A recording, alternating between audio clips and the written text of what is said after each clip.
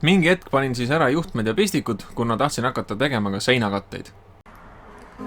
Kõige tüütum minimaja ehitamise juures on see, et kui sa siin sees ka oled oma kolaga või selles mõttes, et kui sul ei ole kola mingis muus majas või kuuris hoida, siis pidevalt tuleb seda kola ringi liigutada, et ühe seina juurest teise juurde ehitama pääseda, ehk siis siin on mingi tavaar on igal pool. Tol 20. aasta suvel hakkasime tihedamini läbi käima ka ühe sõbranna Mikaga ja tal siis käis ka korraks mul nii-öelda abis. Selle ülemise panemine võttis mul tund ja 15 minutit. Mitte lihtsalt panemine, aga see, et sa pidid kõigepealt, esiteks siit on mingi asi viltu, on ju, okei, see selleks. Aga siit läheb sein natukene viltu, aga esiteks see, et need tuli kõigepealt testplaadil välja lõigata, on ju, katsetada, kas ta läheb niimoodi, et ots sisse ja siis vastu ja nii edasi. Siis tuli teine ots, on ju, välja lõigata, siis ma avastasin, et tegelikult siit ülevalt on natuke lühem, kui ma arvestasin, tuli ümber lõigata ja nii edasi. Ja nii see näkerdamine läheb ja sa mõtled, et võiks ju jõuda ühe õhtuga mingisuguse osa valmis, näiteks kõik selle osa on ju siit, aga ilmselt ma täna jõuangi. Aga jah, kui läheb väikse asjaga tund ja 15 ühe lauaga, siis nagu tundub veits pessimistlik asi. Lõpuks aga sai see seinaots valmis ja sain ka asuda ukse kallale. See muidugi oli lihtne, välja arvatud natukene siis mõõtmist lingi kohtade peal. Ehkki ma oleks võinud ju need ka 45 nurgase kraadiga, jumal, ma olen nii asinud teha, millegi pärast ei tulnud ma selle peale, aga ka selle nokitsemine võtab päris hästi aega, et ta kokku lõpuks sobiks. Siia ette muidugi tuleb veel üks teine tala, kuhu taha tulevad leedtuled. Aga jah, nokitsemist palju ja mingisugune laetoe osa on enam-vähem siin köögi juures valmis. Muidugi jaa, väsimus.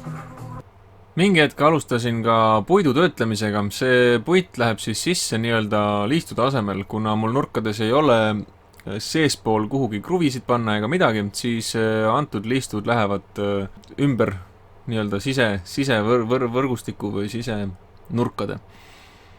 Ja siin ma siis õlitangi nad ära kõigepealt linaõliga ja kuna nad pidid siis seisma minu meelest üsna mitu päeva, kas 7 päeva selle õli all enne kui vahatada, siis järgmine oli siis sama linaõli vahaga, hõõrusin nad üle ja jäid siis sellised esialgu täitsa tavalised, natukene kollakamad, pärast tõmbusid siis üsna kollaseks.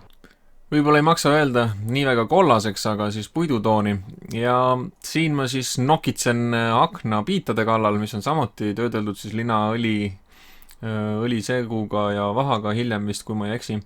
Ja mulle see väikeste asjade detailide nokitsemine absoluutselt ei meeldi, aga enam-vähem hakkama sain ja kõige koledamad nad ei jäänudki siin kohal.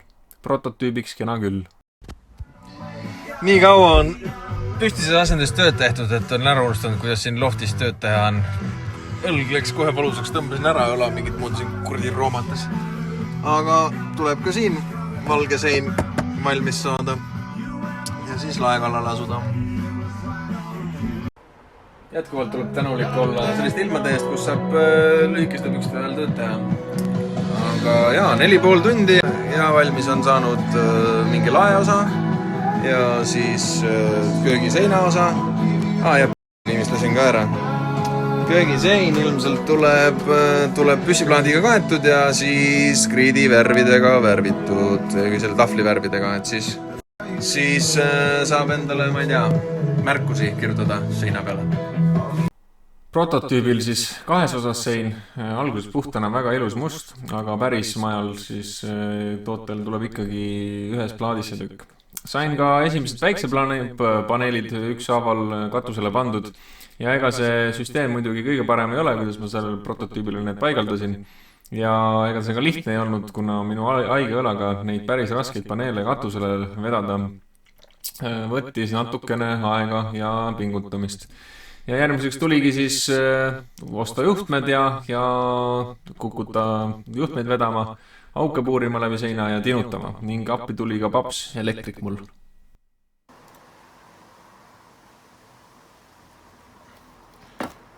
Nibin, sain praami peale ka, kurat, hommikul Tiina ütles küll, aga maga kauem. No ma olin õhtu kaua elal. Aga ma oleks saanud üles tõusta küll varem. ta ütles, no mille peale sul see aeg? Ma ütlesin, et ma pean ju tankima veel minema, mul on ju kõik need asjad ju alles ju, õli panin juurde autole.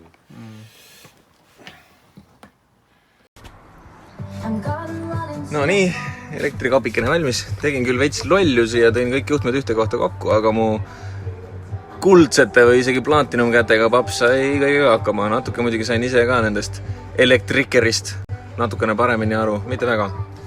Aga jah, siin siis on peakaitse ja siit siis praegu on inverteri pealasi, aga üles lülitades on siis õuest tulev vool, kust iganes ma seda millisel hetkel laenata saan ja siis eri nii-öelda sektsioonid.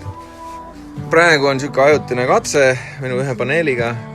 PWM paneel siin edub 88,8 volti, sellepärast et ja aku vilgub, sellepärast et see üks paneel on minul liiga võimas kogu selle süsteemi jaoks ja laeb selle mingisuguse poole tunniga, et kuradi 2 akut täis. Supsti siin. Ja siis läheb inverterisse ja praegu siis kogu mu telefonid laevad. Telefonid, mis iganes siin on, boomboxid ja kui vaja, siis valgustus läbi seina ja süsteemi, lambipirnid ja asjad saavad siit nagu olema. Näe, wifi tuleb ka siit inverstist praegu. Aga jah, see paneel toidab liiga palju peale, et ma ei jõua nii palju voolu ära kulutada sealt tagust eest. Aga järgmine töö, paneme akendele lauad ja raamid ära.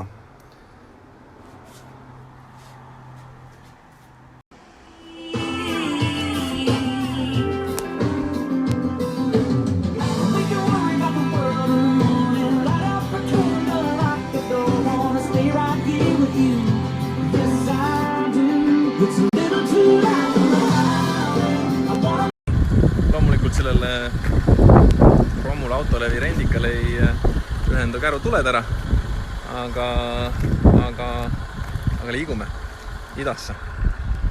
See käib.